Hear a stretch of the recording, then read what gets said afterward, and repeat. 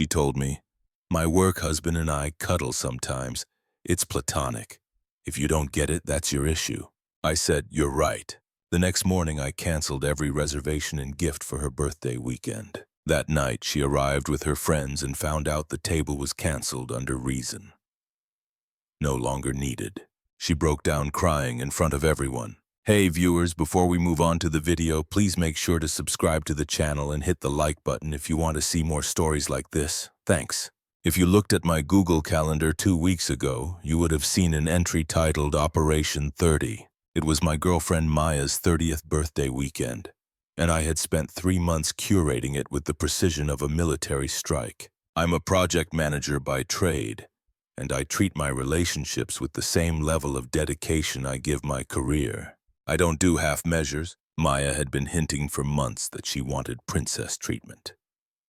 A birthday that would look good on Instagram and feel expensive in real life. I delivered. The itinerary was locked. Friday night at the Vane, the hardest reservation to get in the city.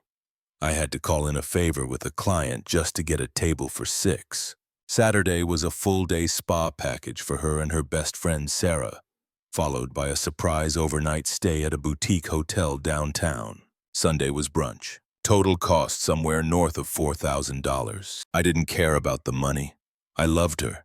I wanted her to feel valued. But while I was securing reservations, Maya was securing an emotional connection with Gavin. Gavin was the work husband. It started sly, as these things always do. 6 months ago, he was just the new guy in marketing who didn't know how to use Excel. Then he became Gavin, who brings me coffee. Then Gavin, who really understands the pressure of this industry. I'm not a jealous man by nature. I have female friends. I understand workplace camaraderie. But the boundaries started eroding in ways that made the hair on the back of my neck stand up. Texts started coming in at 10:30 p.m. Work emergency? I'd ask, glancing at her phone lighting up the nightstand. No, she'd say, not looking up, her thumbs flying across the screen. Gavin's just sending me memes. He's going through a rough patch with his girlfriend. He needs support. At midnight, she would sigh. That heavy theatrical sigh she used whenever I questioned her. He's sensitive, Mark. He's not like you. He doesn't repress things. We have a connection. It's purely intellectual and emotional. Why do you always have to sexualize everything?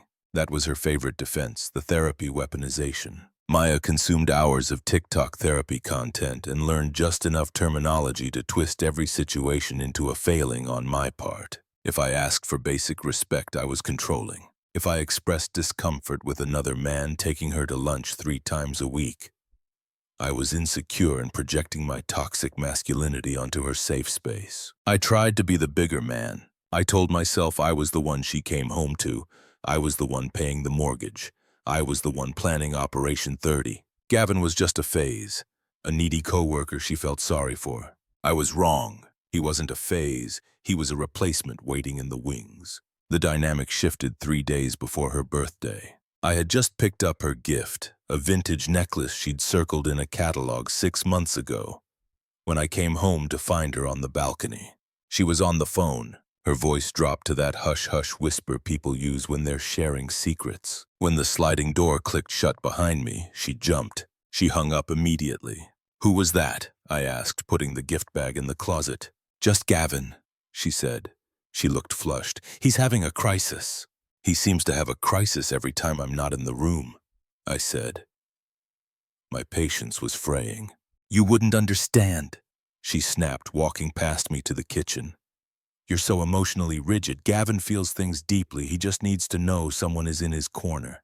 I let it go. I didn't want to ruin the birthday week with a fight. I told myself to just get through the weekend, give her the perfect experience, and maybe then, once she felt celebrated and loved, we could have a real conversation about boundaries. I was an idiot. It happened on a Tuesday. I was in the kitchen making risotto. Maya was sitting at the island, sipping a glass of wine I'd poured for her, staring at her phone with a soft, private smile that I hadn't seen directed at me in months. How was work? I asked, stirring the rice. Intense, she said, not looking up. Gavin had a panic attack in the break room around 2. Is he okay? I asked, trying to feign sympathy. He is now, she said. She finally put the phone down and looked at me. her expression challenging, like she was daring me to react. I stayed with him. We went into the quiet room in the back office. I turned the lights off and we just laid on the couch and cuddled for like an hour until his breathing regulated. I stopped stirring. The wooden spoon hovered over the pan. The kitchen suddenly felt very quiet. "I'm sorry," I said, my voice steady, though my heart rate had just spiked through the roof. "Did you say you cuddled him on a couch in the dark?" She rolled her eyes, taking a sip of wine. "Oh my God, here we go." "Yes, Mark, we cuddled. It's called co-regulation. It's a somatic technique to help lower someone's cortisol levels. It was completely platonic." I turned the burner off. I turned around to face her. "Maya, you are a 30-year-old woman in a committed relationship. You spent an hour lying in the dark in the arms of another man at your workplace. You don't see an issue with that?" "No, I don't," she shot back, her voice rising, "because I'm an adult who understands that touch is a basic human need." Gavin was in distress. I provided comfort. It wasn't sexual. He didn't try anything, and neither did I. We just held each other. "And if I did that?" I asked quietly. "If I told you I spent my afternoon spooning the new intern because she was stressed out, you'd be okay with that?" She scoffed. "That's different. Men always make it sexual. With you, it would be predatory. With me and Gavin, it was spiritual. We have a soul connection, Mark. Honestly, I feel safer with him emotionally than I do with you half the time. Because he doesn't judge me."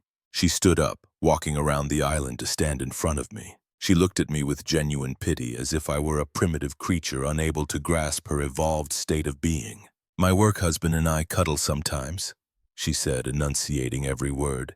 "It's platonic. It's harmless. If you don't get it, if you're too insecure to handle me providing emotional support to a friend, then that's your issue. It's something you need to fix in therapy. I'm not going to shrink myself or my capacity for love just to soothe your ego."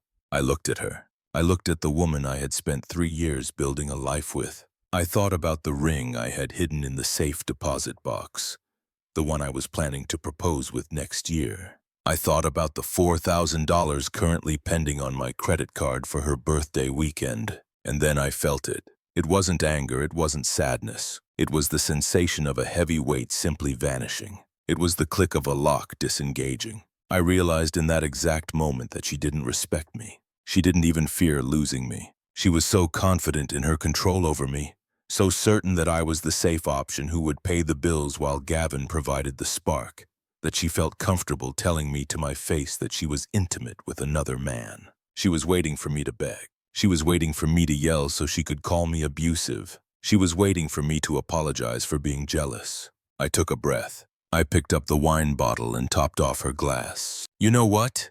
I said. My voice was calm, the voice I used when firing a contractor who had violated safety protocols. "You're right." She blinked. The smug lecture died on her lips. She looked confused. "I am." "Yeah," I said. "I've been looking at this all wrong. You're an autonomous person. If that's what you need to do to support your friend, who am I to police that? It was insecure of me to question your judgment."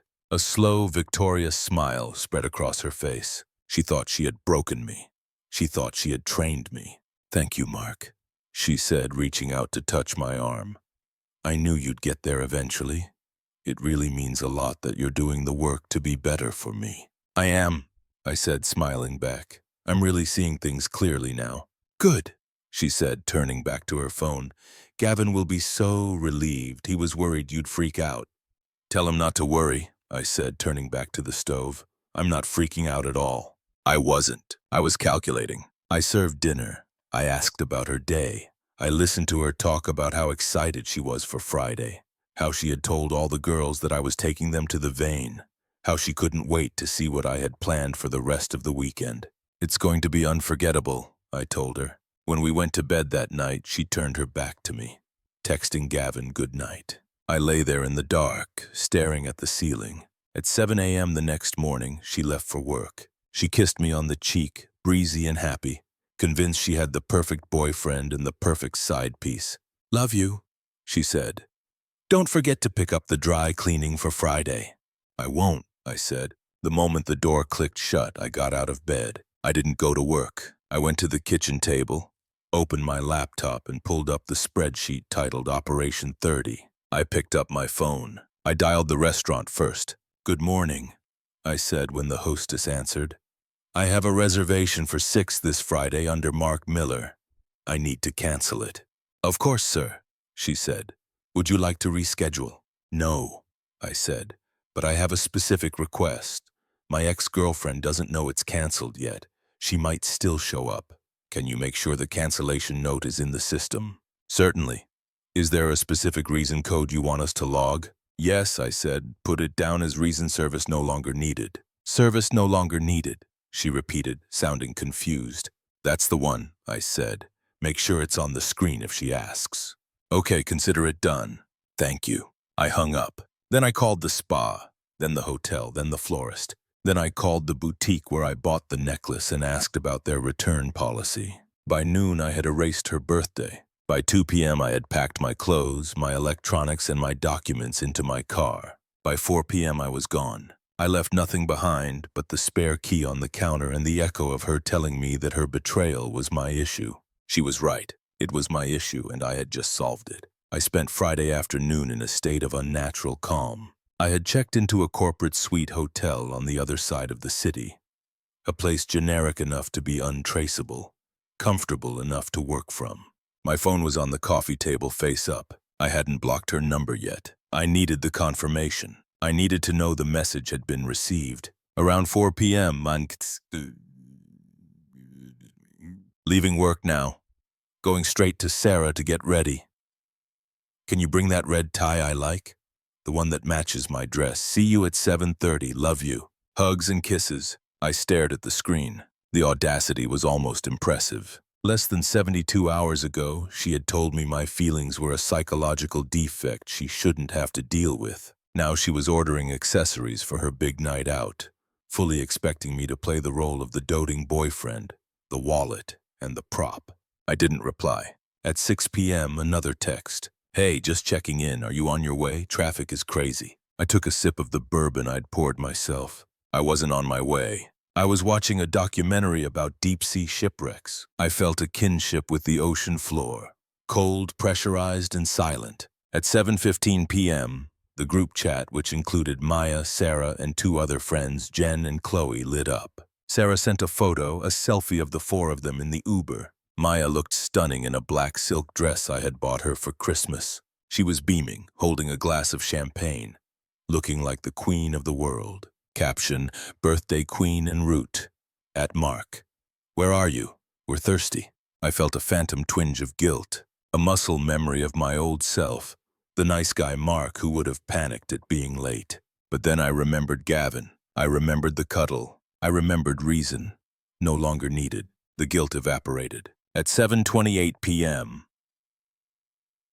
my phone buzzed again. "Maya, we're at the bar. The hostess says our table isn't ready yet. I thought you pulled strings with the manager." I leaned forward. The show was starting. I didn't answer. I didn't have to. The next 20 minutes played out through my notification screen like a slow-motion car crash. 7:35 p.m. "Maya, Mark, where are you? The hostess is acting really weird. She keeps checking the computer and looking at us." 7:38 p.m. Sarah text. "Mark, you need to get here. Maya is getting stressed. This isn't funny." 7:40 p.m. Missed call from Maya. 7:41 p.m. Missed call from Maya. 7:42 p.m. Missed call from Sarah. I could visualize the scene perfectly. The ambient noise of the vein. Clinking silverware. Low jazz. The murmur of the city's elite. Maya standing at the host stand. Her smile faltering. Her friends shifting uncomfortably in their heels behind her. The hostess, a young woman probably terrified of ruining a birthday, but bound by the notes on her screen. Then came the text that told me the bomb had detonated. 7:45 p.m. Maya, what the urse, Mark? 7:46 p.m. Maya, they said you canceled. They said you canceled everything. 7:47 p.m. Maya, service no longer needed. Are you insane? Everyone is staring at us. Pick up the phone right now. My phone began to vibrate continuously. It wasn't just ringing, it was a seizure. She was panic calling. I let it go to voicemail. I could see it. The host finally turning the screen around or reading the note aloud, because Maya refused to believe it. Reason, service no longer needed. The brutality of it was specific. It wasn't family emergency, it wasn't illness. It was a transactional dismissal. It reduced our 3-year relationship to a subscription I had decided to unsubscribe from. And the worst part for her, her friends saw it. Sarah, Jen, Chloe, the women she had undoubtedly bragged to about how well she had me trained, witnessed her being discarded like an expired coupon. 7:55 p.m. Voicemail from Maya, transcribed. Background noise is chaotic, sounds of traffic, she's outside. Mark, sobbing. Mark, pick up. I don't understand. We're outside, they wouldn't seat us. They said the card on file was removed. Sarah had to pay for the drinks at the bar, and it was like $80, and it was so embarrassing. Where are you? Are you at the apartment? I'm coming home. We need to talk about this. You can't just do this to me on my birthday. She still didn't get it. She thought this was a fight. She thought this was a tantrum she could manage. 8:10 p.m. Sarah text, Mark. That was incredibly cruel. Maya is hyperventilating. Whatever is going on, you don't do this to someone publicly. Be a man and answer your phone. I finally typed a response, not to Maya, to Sarah, me. Ask her about Gavin. Ask her about the break room. Then tell me who isn't being a man. I put the phone back down. 8:30 p.m.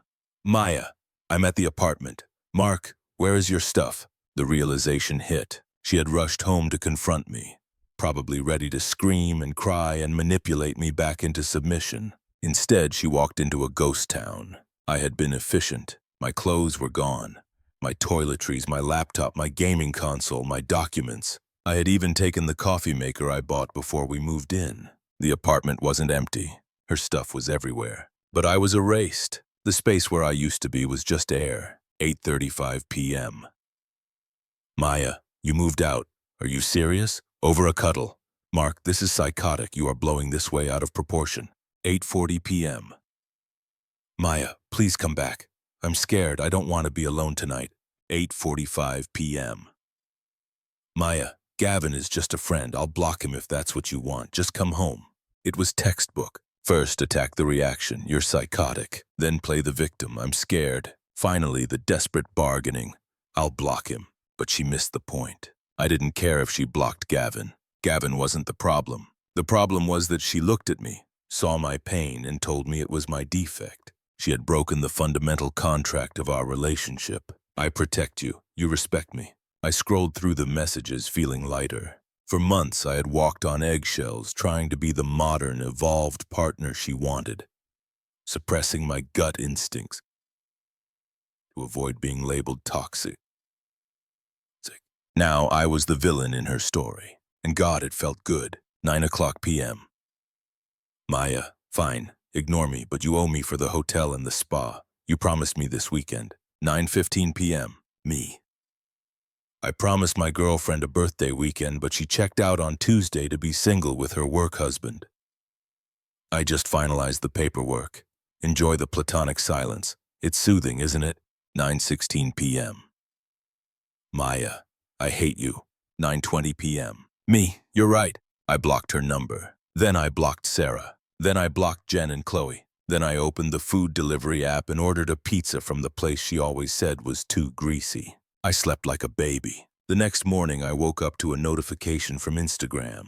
I hadn't blocked her there yet. She had posted a story at 2 a.m., a black screen with small white text. The betrayal you never see coming hurts the most. Heartbroken hat narcissist. I laughed out loud. She was already spinning the narrative. She was the victim. I was the monster who ruined her birthday for no reason. But I knew something she didn't. I knew about the karma that was about to hit her on Monday morning. Because while she was crying on the sidewalk outside the vein, I had sent one final email. Not to her, to Gavin's wife. I didn't just leave Maya.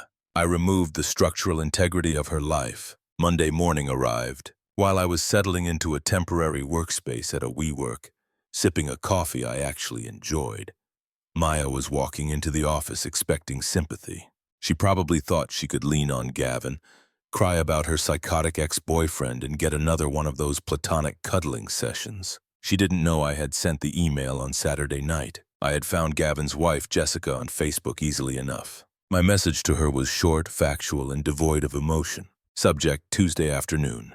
Hi, Jessica. I'm Mark, Maya's now ex-boyfriend. Maya told me that she and Gavin spent an hour cuddling in the dark in the break room last Tuesday for emotional regulation. She insisted this was normal and platonic. I disagreed, so I ended the relationship. I figured you deserve to know how your husband spends his afternoons, just in case you don't share their definition of platonic. Best, Mark. The fallout was nuclear. I learned the details later through a mutual friend, Dave, who still worked in their building. Apparently, Gavin didn't fight for Maya. He didn't leave his wife for his soulmate. He didn't stand tall and defend their spiritual connection. Gavin panicked. When Jessica confronted him, Gavin threw Maya directly under the bus. He claimed Maya was obsessed with him. He claimed she was the one cornering him, that he was uncomfortable but didn't know how to say no because of office politics. To save his marriage and his job, Gavin went to HR first. By the time Maya got to her desk on Monday, she wasn't greeted by a sympathetic work husband. She was greeted by a meeting invite from the Director of Human Resources. Gavin had filed a formal complaint against her for inappropriate workplace conduct and creating a hostile environment. She was placed on administrative leave pending an investigation. That afternoon, I received an email from Maya's work address since I had blocked her personal accounts. Maya's corporate email. Subject, you ruined my life. Are you happy? Gavin isn't speaking to me. HR escorted me out of the building. Jessica called me a tweed. You didn't just break up with me. You destroyed my reputation. I lost my boyfriend, my best friend, and probably my job in 48 hours. How could you be this vindictive? I thought you loved me. I didn't reply. I moved the email to the trash. The silence was my answer. I wasn't vindictive. I was a mirror. I simply let the light shine on the reality she had created. She wanted Gavin. She got the real Gavin, a coward who used her for an ego boost and discarded her the moment it became inconvenient. Over the next 2 months, the updates trickled in from the few friends I hadn't blocked. Maya was fired. Mutual separation, they called it. Her friends, the ones who saw the no longer needed screen, distanced themselves. It's hard to defend a woman who cheats on the guy paying for her birthday, then gets fired for harassment. She had to move out of our apartment because she couldn't afford the rent on her own. She was back with her parents in the suburbs, a 45-minute commute from the city she loved. I, on the other hand, was doing just fine. My bank account was recovering nicely without the princess weekends. I was sleeping 8 hours a night. I met someone new, Elena. She was a nurse. On our third date, she told me, I value direct communication and loyalty. It felt like breathing fresh air after drowning for 3 years. 5 months later, I ran into her. It was inevitable. We lived in the same city, and despite her move to the suburbs, she still came downtown for interviews. I was at a coffee shop near my new apartment waiting for a pour-over. I looked great. I'd lost 10 pounds of stress weight, got a better haircut, and was wearing a tailored coat I'd bought with the money I saved from the canceled birthday trip. Mark. I turned. Maya looked tired. That's the only word for it. The main character energy she used to radiate was gone. Her hair was pulled back in a messy bun. Her blazer looked slightly too large. And she had the frantic, exhausted look of someone constantly trying to explain themselves. Hello, Maya, I said. My voice was polite, professional, like I was greeting a former vendor I no longer did business with. She stood there clutching her purse. She looked at my coat, my calm demeanor, the lack of anger in my eyes. You look good, she said quietly. I am good, I replied. I'm doing really well. She let out a shaky breath. I miss you, Mark. I know I messed up. I know I hurt you, but the punishment, it didn't fit the crime. I lost everything. You didn't lose everything, I corrected her gently. You lost the things you didn't appreciate. Gavin was a mistake. She rushed on, her eyes filling with tears. He was a predator. He used me. I see that now. I was looking for validation and I looked in the wrong place. But we had 3 years, Mark. Doesn't that mean anything? Can't we just sit down and talk? I can fix this. People were starting to look. The old Mark would have been embarrassed. The old Mark would have taken her outside, offered her a tissue, and listened to her spin her web. The new Mark just checked his watch. My eyes said, do you remember what you told me in the kitchen? You said if I didn't understand your needs, that was my issue. She flinched. I was angry. I didn't mean it. You did mean it, I said, and you were right. It was my issue. I had an issue with being disrespected. I had an issue with being a backup plan. I had an issue with funding a lifestyle for a woman who was emotionally intimate with someone else. I stepped closer, keeping my voice low and firm. So I fixed the issue. I removed myself from the equation. And looking at you now, looking at how chaotic your life became the moment I stopped holding it together for you, I realized I wasn't your partner. I was your logistics manager. And I resigned. Mark, please, she whispered, a tear rolling down her cheek. I'm sorry, I love you. I looked at her. I searched for any feeling. Anger, love, pity. There was nothing. Just a dull recognition of a stranger. I don't think you know what that word means, I said. The barista called my name. Order for Mark. I turned away from her, walked to the counter and grabbed my coffee. I didn't look back. As I pushed open the glass door and stepped out into the crisp autumn air, I could feel her eyes on my back, but I didn't care. I had a date with Elena tonight. We were cooking dinner. No reservations, no drama, no cancellations. Service was no longer needed. And for the first time in my life, I was finally completely free. Thanks for watching. Make sure to subscribe to the channel and hit the like button. What do you think about this story? Share it in the comments.